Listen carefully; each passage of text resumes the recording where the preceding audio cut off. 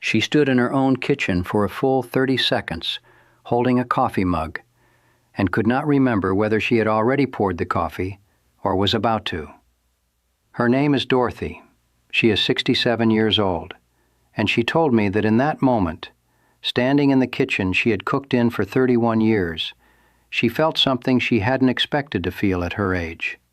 She felt terrified, not because she forgot, but because she didn't know what the forgetting meant. I'm Dr. Alan Miller, and after 18 years specializing in senior health and wellness, I've seen firsthand what happens when these warning signs go ignored, and more importantly, what happens when people get the right information early enough to act on it. Here is what this video is going to do for you. By the time we're finished, you will understand the real difference between normal memory changes and early dementia, not in vague terms, but in specific, observable, clinical terms you can actually apply to your own life or the life of someone you love. You will know which signs are benign, which signs demand attention, and which signs require a conversation with your doctor this week. I am also going to tell you about the window, the period of time that neuroscientists now believe is the most critical for intervention, and what you can do inside that window to change the outcome. The reason most people cannot answer the question in this video's title, which comes first, memory loss or dementia, is not because they aren't intelligent. It's because the medical community has done a genuinely poor job of communicating the distinction. In a typical primary care visit, cognitive concerns are often met with one of two responses. Either the doctor says, "That's just normal aging, don't worry about it," or they refer you to a specialist with a 6-month wait and no guidance on what to do in the meantime. Neither of those responses gives you what you actually need. What you need is a clear map. And that is what I am going to give you right now. Let's start with what normal aging memory actually looks like, because I want to be very clear about this. Some degree of memory change is a normal, well-documented feature of the aging brain. Beginning around age 50, the brain's processing speed slows measurably. This is not disease. This is biology. The hippocampus, the region of the brain most responsible for forming new memories, does shrink slightly with age in virtually everyone. Connections between neurons become slightly less efficient.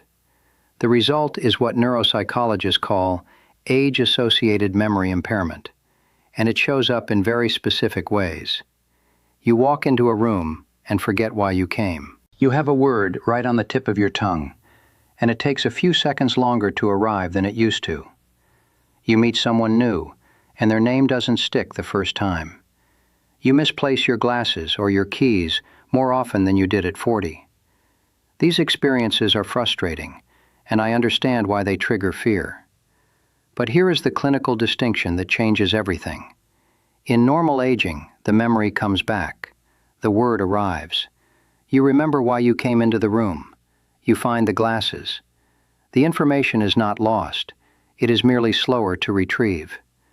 Let me tell you about Raymond. Raymond was 71 when he came to my office, consumed by fear that he was developing Alzheimer's disease. He had been forgetting where he parked his car at the grocery store.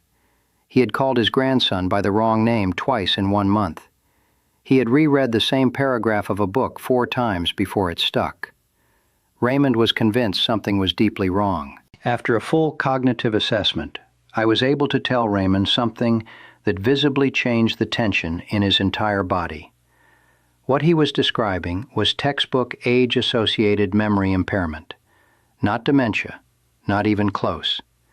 Raymond's memory retrieval had slowed, but his memory itself, the storage, the retention, the ability to learn new things, was functioning normally.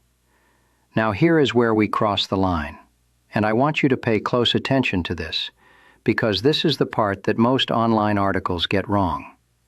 Dementia is not simply more memory loss. It is a different kind of process entirely. Dementia, and this includes Alzheimer's disease, which accounts for roughly 60 to 70% of all dementia cases, involves the progressive loss of the brain's ability to store, retain, and retrieve information. It also involves damage to executive function, language, spatial reasoning, and eventually, the ability to manage daily life independently. Stay with me, because I'm going to give you the specific warning signs that separate concern from crisis. And this is information you will want to remember. The hallmark distinction is this. In normal aging, you forget where you put your keys. In early dementia, you forget what keys are for. In normal aging, you have trouble finding a word. In early dementia, you lose the thread of a conversation entirely and cannot find your way back. In normal aging, you occasionally miss an appointment. In early dementia, you lose track of the month, the season, or where you are. But before we get there, before dementia, there is a stage that most people are never told about. And this stage is where the most important thing I will say in this entire video lives.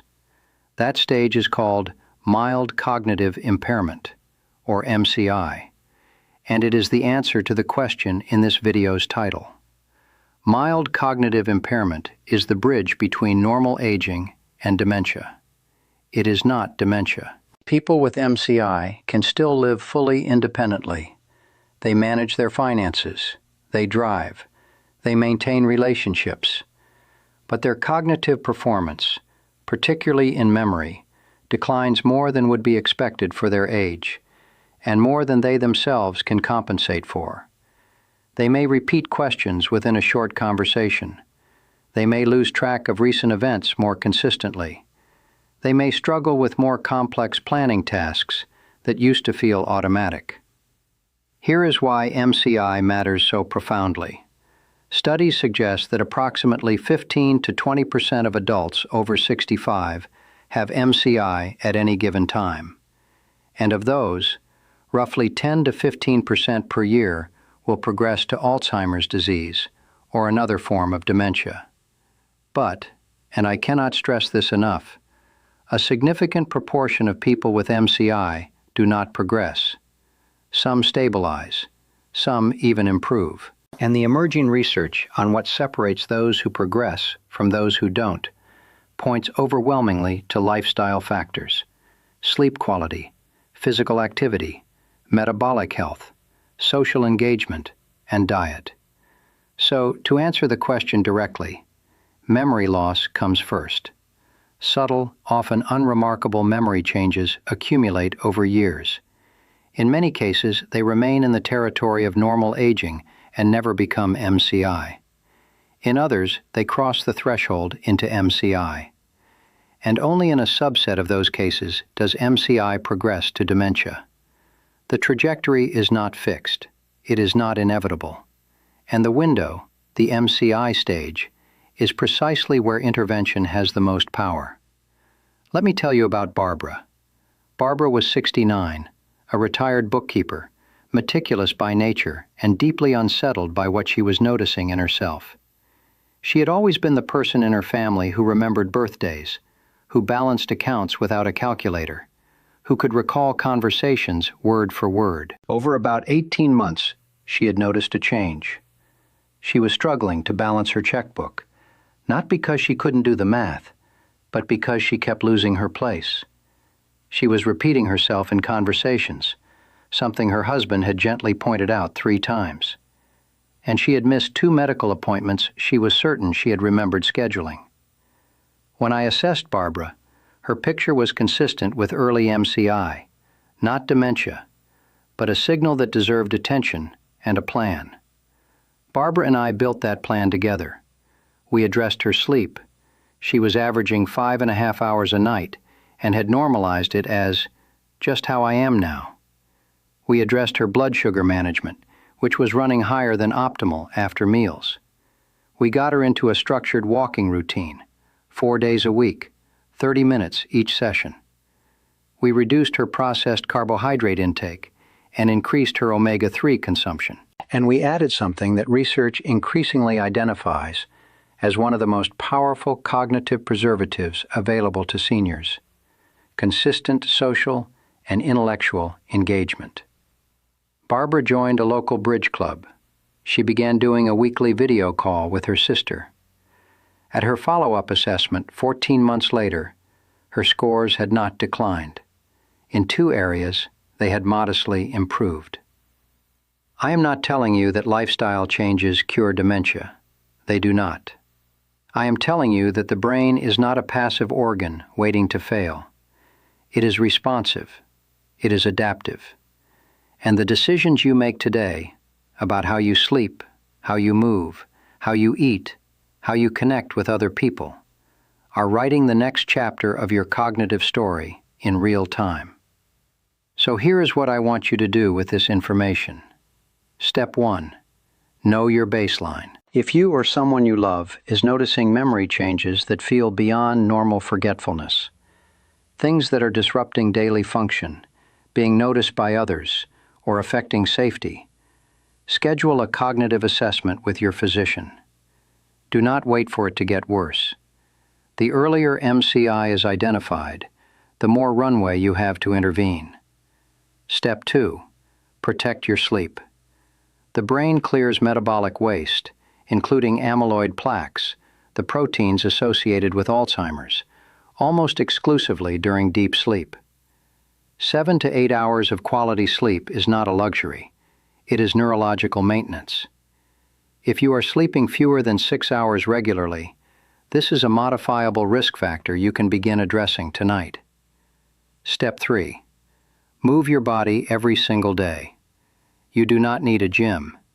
You need 30 minutes of walking at a pace that slightly elevates your breathing. Exercise increases blood flow to the hippocampus, promotes the growth of new neural connections, and has been shown in multiple large studies to reduce dementia risk by up to 30% in older adults who exercise consistently. Step 4. Stay socially and mentally engaged. Isolation is one of the most consistently identified risk factors for cognitive decline in older adults. Phone calls, community groups, learning a new skill, playing cards, teaching someone something you know. These activities keep the brain building and maintaining the connections it needs to stay resilient. Step 5. Talk to your doctor about your metabolic health. High blood sugar, high blood pressure, and untreated sleep apnea are among the most powerful modifiable drivers of cognitive decline. If you haven't had these checked recently, make that appointment. Not next month, this week. Dorothy, the woman I told you about at the beginning of this video, standing in her kitchen with her coffee mug, came to see me 6 weeks after that morning. After a thorough evaluation, her cognition was within normal range for her age. What she had experienced was a moment of acute stress affecting working memory, not a sign of disease. She left my office with a plan, not a diagnosis. And that is exactly what I want for every person watching this right now. You are not powerless in this. You are not simply waiting. You are either protecting your brain or not protecting it. And today is a day you can choose to start.